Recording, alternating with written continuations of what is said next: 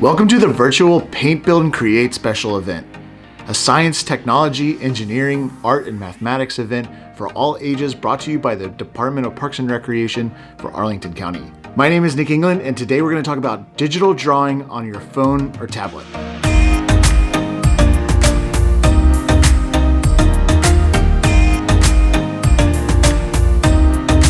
Digital drawing is everywhere, from artwork on your phone screen to graphics on web pages to architect rendering of skyscrapers. It's incredible how much digital drawing is a part of our everyday lives. Now, a lot of that I just mentioned is done on really expensive computers with fancy software, but you'd be surprised what you can create using just your phone that's in your pocket. Whether you have an iPhone, an iPad, an Android phone or tablet, you'll be able to leave here today knowing how to doodle digitally. For this video, we'll start with explaining supplies. That's the tools you'll need and the device that you'll work on, as well as the software. Then we'll touch on some universal settings such as brushes, layers, color swatches, and scaling. Throughout the video, I'll be doing some of my own doodling and walking you through how to get started drawing digitally on your own. Let's get started. First, let's talk about tools. That's the devices you'll need for drawing digitally. And this is it. This is all you need to draw digitally. Okay, well, while that's all you might need, you might find that your finger can be a bit clunky. A cheap stylus you can pick up online for just a few bucks and it'll take you really far. The one I'm using today is attached to a freebie pen that I picked up at a conference somewhere. If you're looking to take it up a notch though, a tablet with a dedicated stylus will take you much further. For one, a tablet's just gonna have a lot more screen real estate to work with. The Apple Pen that I'm using today has pressure sensitivity and low latency to give you ultra precision with your artwork. It also has palm recognition that will prevent my clumsy left hand from making any marks on my artwork that I don't want. For the software side of things, you'll need to download an app. The best free app I can recommend is called Sketchbook by Autodesk. This has some great features and it's available for both iOS and Android. If you're looking to really get serious, look no further than Adobe, the creators of Photoshop. They have lots of different options out there, including Adobe Fresco, Illustrator Draw, and of course, Illustrator and Photoshop for iPad now. The downside is they require a monthly subscription and can get kind of costly. The current reigning champ in affordability and usefulness is an app called Procreate. They have both a phone and a tablet version, and it only costs about $5 to $10. That's what I'll be using. Now let's go grab some stuff for our drawing and we'll get started.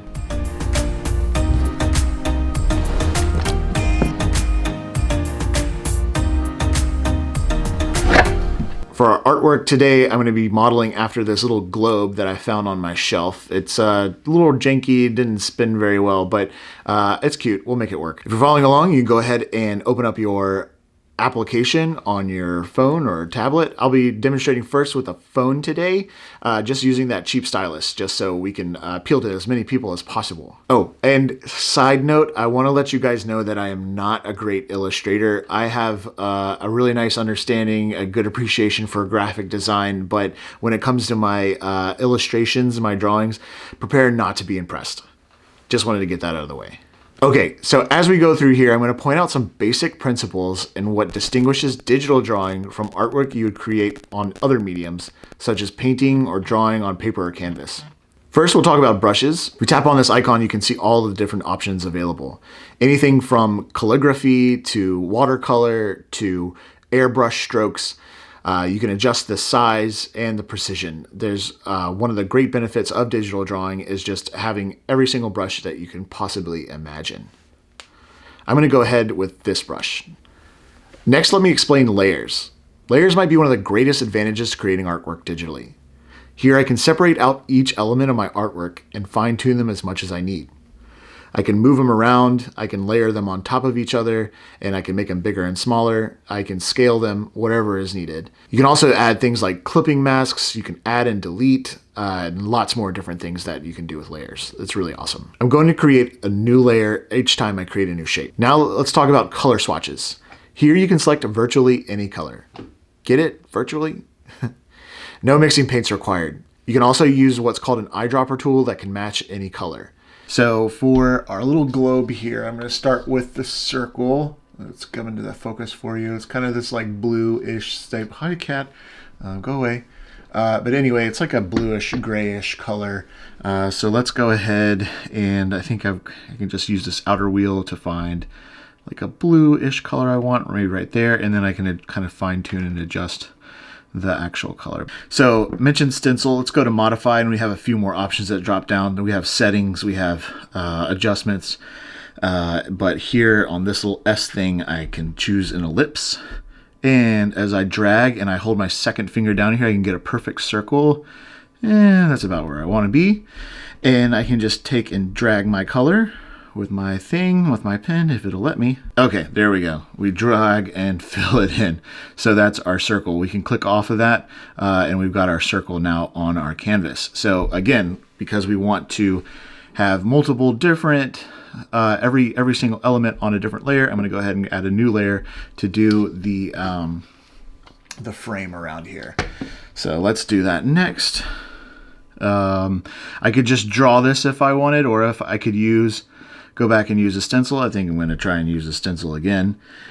Here I'm going to go ahead and drag and draw another, oops, moving my canvas around. Go ahead and do another one, stencil, and maybe, I don't know, about that size. We can always adjust this more later, but I'm going to now find another color, and the color is I'm going to choose that kind of brownish color for the outside.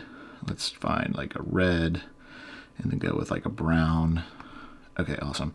And then now I'm just using my brush. Let me check my brush stroke here. This little doodad over on the side, I can select how big or small I want my brush stroke to be, and the bottom one is going to be opacity, and that's opacity meaning, of course, like clarity. So let's just do a half moon circle kind of drawing. I'm going to hold and click and hold, and as I hold it, you see that I can actually fine tune and adjust, and it'll give me a perfectly straight line halfway through. And I'll just color in the rest of that there as well to kind of get that nice, lovely half moon style. And let me go back to erase. I think I went a little bit too far. Let's adjust my brush size here. I really struggle with this brush size thing. Okay, and then I'm going to zoom in here, and I think I'm just going to delicately, nope, kind of, let's try that again. 2-finger double tap to undo, 3 fingers to redo, and I can move that around. Oh, and that's looking much more like I wanted to do. Okay, I'm going to just erase out the rest of this. Perfect. All right, and now I can go modify and click back off that. Now you're probably wondering why on earth I would put that up there, but that's because I can just go simply and move this now and adjust it big or small to the size I want it to be. So maybe like right there. Oop. And yeah, cool, sweet. All right, click off, and now adjust the canvas, and we got a nice little start. Let's go ahead and just back to my brush here. And again, I've got the round brush going on. I'm going to adjust my brush size back down to a smaller size, and then just like kind of color in these little stems here on the back.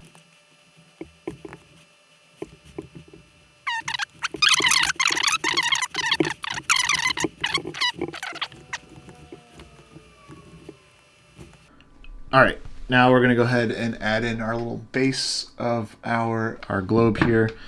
And it's like made of like a brown wood color. Let's add another layer and find, it's maybe like a more of an orangey kind of color.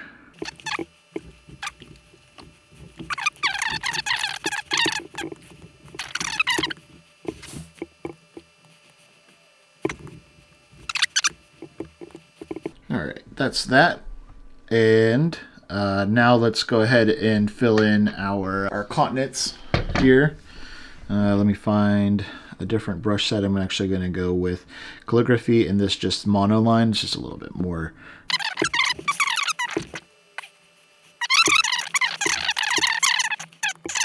But that's my little globe here so far. I like it as well, but let me go back to my here and let's give it a little bit more of a 3D effect. So we can now go back to our first layer, and we're going to add a layer right here in between. We can rearrange these layers the way we want to, and I'm going to tap on here and add a clipping mask.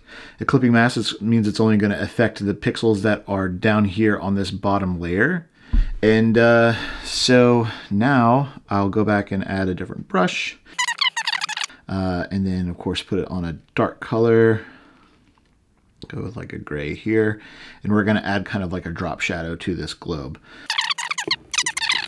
New layer. I'm going to make this one also a clipping mask. Done. And for this base thing down here, I'm actually going to go back to my brushes, and I saw in here for textures we have wood here. All right, and that's our globe. I'm pretty satisfied so far. And finally, last thing I want to do is go back to my background color and give it like a nice, lovely little fun background color. And there we have it. That's our little globe. And that's it. Obviously not perfect, but I bet you'd be impressed with what you can create.